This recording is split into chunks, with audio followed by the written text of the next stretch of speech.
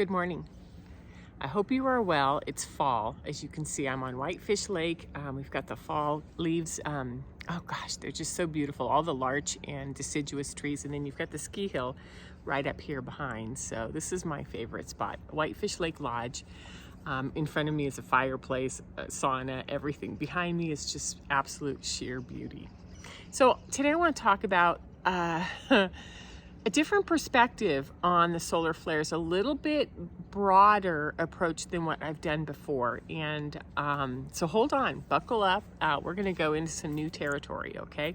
So to start with, have you noticed that it feels like you've got 1 foot in the day-to-day world, right? And 1 foot into this expanded, wild, magical world.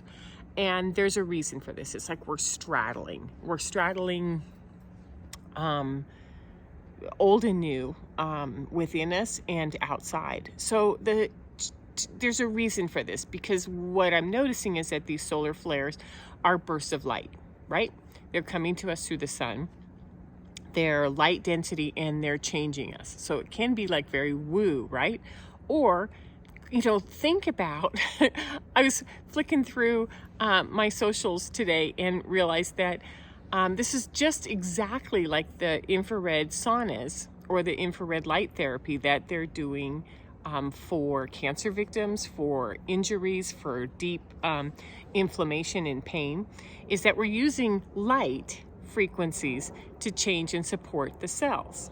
So think about that. Just take that little infrared light frequencies, and we're going to take that over to the solar flares.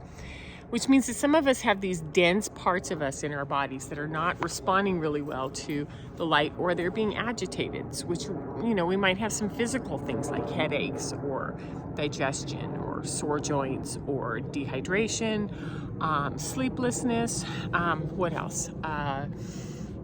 Heart palpitations, vision issues, just low-level agitations, right? And yet at the same time, our kids who are like these 14 and unders are ecstatic. They're happy. It's going really well for them. And what we also notice is that while this is going on, we're also having this intuitive, innate tools coming online that are activated or awakened. Some of us are seeing things differently. We're hearing more in depth. We're hearing the space in between words. We're feeling or knowing things that we didn't know before. So our intuitive skills are coming online. And I've done videos on this and talked about all of the different versions of clairs that are starting to awaken within us. So there's this tarot reader that I follow. His name is Austin Reed. He calls himself the Autistic Mystic. And he did a series about 3 years ago on the crystal kids, the crystalline energy. And he basically said that they're, of course, what we know, highly intelligent, misunderstood. They are a huge energy population. And he said something that just grabbed me, and that's what started all of this week, was what he said: the crystals have 1 foot in one world and 1 foot in the other. And I thought, of course they do, because they have this magnificent multidimensional neurodiverse perspective of the world, and at the same time they're forced to do the day-to-day dense 3D school work, parenting, blah blah blah, right? And so with 1 foot in one and 1 foot in the other, it moved me to expanding beyond crystals as being just a vibrational energy with kids to what else could it be, right? Crystalline kids, they're full of light. They're different. They know, they see, they feel. They have more, I have a whole family walking by. It's okay. Thanks.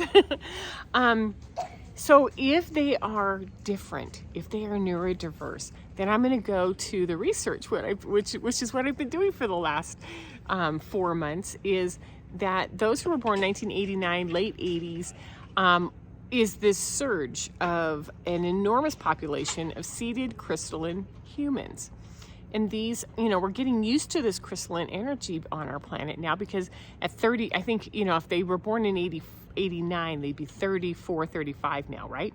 Which means that they are systematically going through school systems, colleges, work environments, now they're parenting. So what's happening is all the institutions have been adapting and growing with this crystalline energy issue, right? Or seated human, not issue.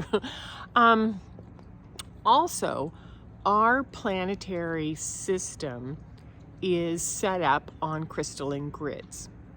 Now, think of grids as, that they support these humans. Our humans can tap into this. The grids are feeding our crystalline kids, our crystalline humans are putting their information into the grids.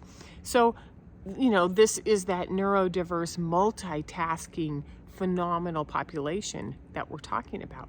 Now, so we've gone from understanding that solar flares are light to understanding they're connected to the crystals, to drawing them towards crystal-seated humans.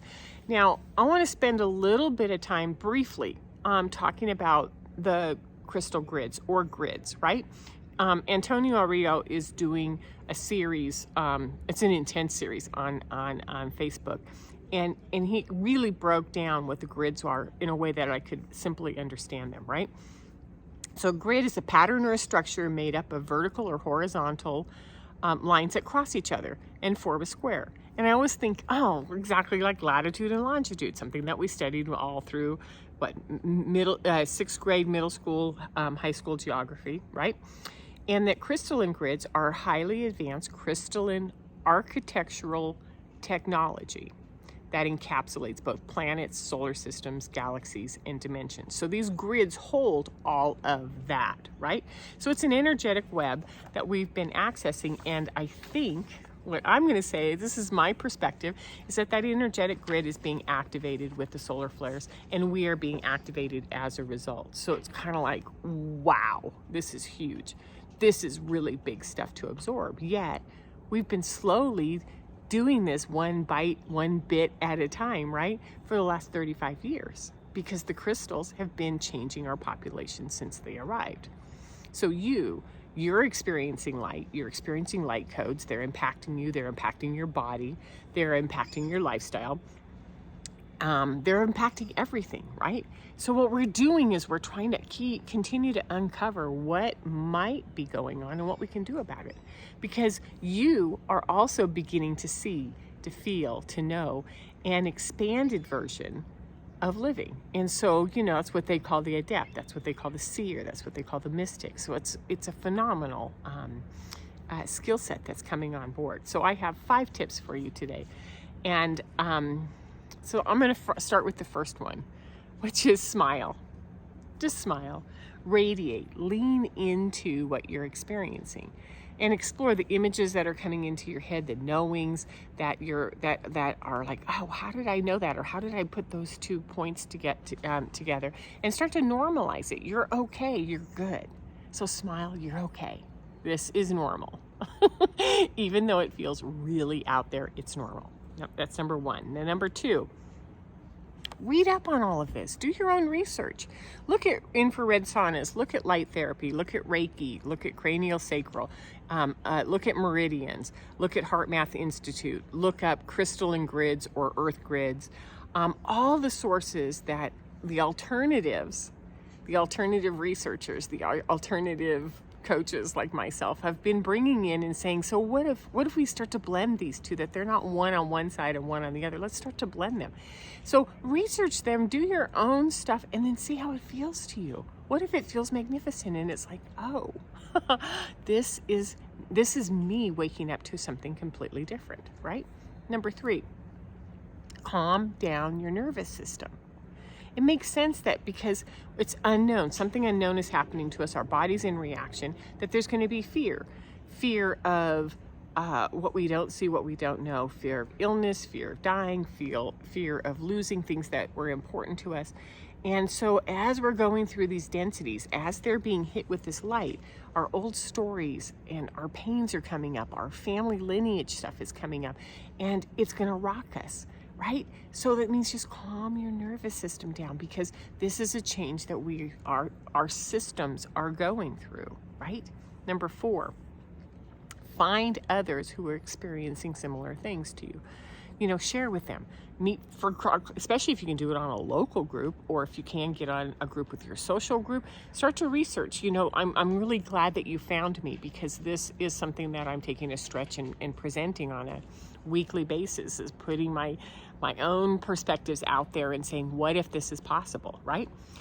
Who else? Who else are you reading? Who else can you follow that can normalize this for you and really bring it in so that you start to feel a lot more comfortable about what's going on? And number 5, have compassion. This is huge.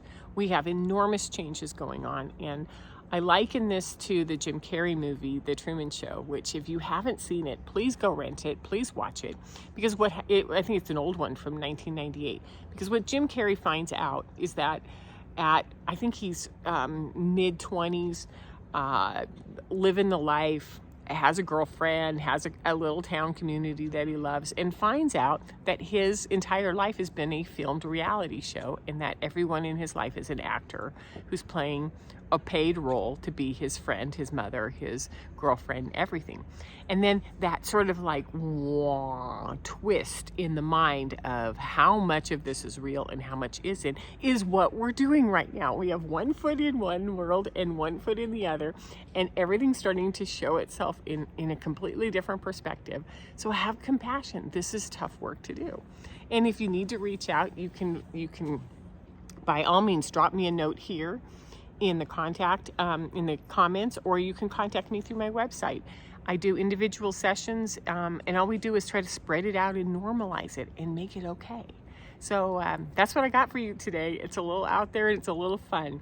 Let me know how it lands with you, okay? Take care. Bye-bye.